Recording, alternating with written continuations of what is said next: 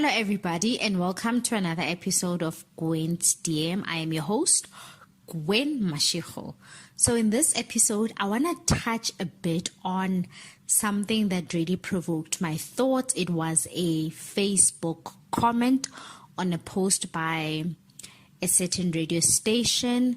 It was basically them covering Bob Mabena's funeral, and they covered the tribute by Bob Mabena's wife.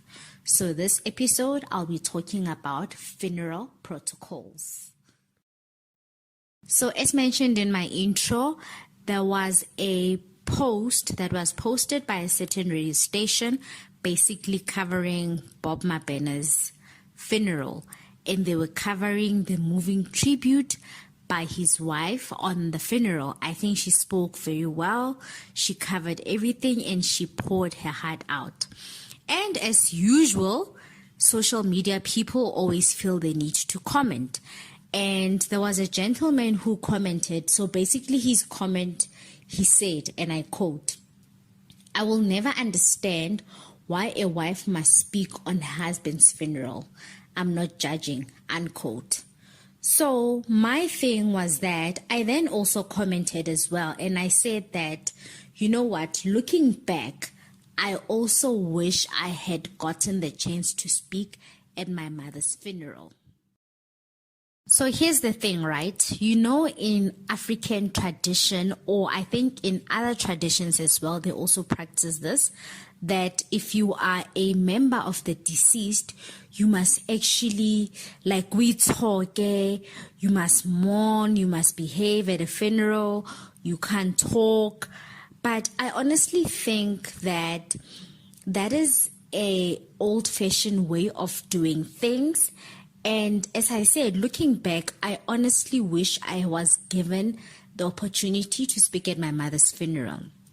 Looking back, I'm also thinking that most of the time at a funeral, the program and how it's structured around like people that will speak at a funeral would be neighbors, members of the burial society, members of, I don't know, the school, but it's never the people that really knew the person that can actually talk about the person. So to be quite honest, I would rather let's let the people that knew and understood the person that's been buried to talk about the person. Allow the people the opportunity. If, for example, it's a husband that passed away, allow the spouse, allow the children, allow the nieces and the nephews to talk about the person. Unlike a neighbor, umakhelwane, who only sees me once or twice a year, or someone who hasn't seen me in years, someone that I grew up with. I would rather the people that speak about me are the people that know me, people who know, oh, yeah, Matsiriso liked drinking wine, she liked traveling, she liked doing this, she liked doing that. Unlike a total, complete stranger who will talk because they are a member of a burial society who have never even met me. So I honestly think that we shouldn't actually restrict family members who really want to talk at a funeral. We just need to let the people express and grieve the way they want to. And the very same guy who wrote that stupid comment, if I can call it that, he then, I think, realized that his comment was inappropriate and then came back and changed his statement. He was like, no, I'm actually wondering, how does someone get the strength to actually speak at their spouse's funeral? I mean, like, it's not about them getting the strength. When you really need to talk about someone and when you really need to pay tribute to that person, God will carry you. And I remember Simpiwe Ngema, how she spoke boldly at her husband's funeral. I mean, like, they were almost married for like a year or two and the husband died because he was shot in Tembisa, but she got the strength. And I think this also helps the healing process and people actually going through the whole stages of grieving.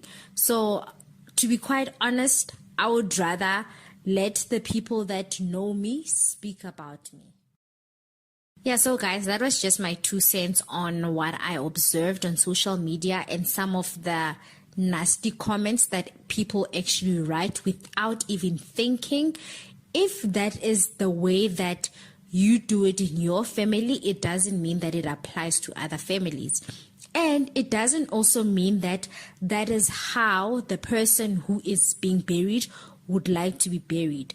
So, for instance, as I've said, that I would rather let the people who are my friends, my nieces and nephews that I was close with, if it was a close cousin, I'd rather the program be filled with people that really knew me, that spent time with me, unlike someone who doesn't even know me from a bar of soap, someone from a burial society, someone from a taxi association.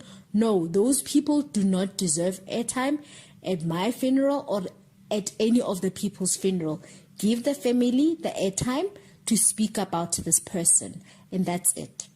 So yeah, guys, that was just my 2 cents and my, I don't know, I can call it a venting session, but it's not.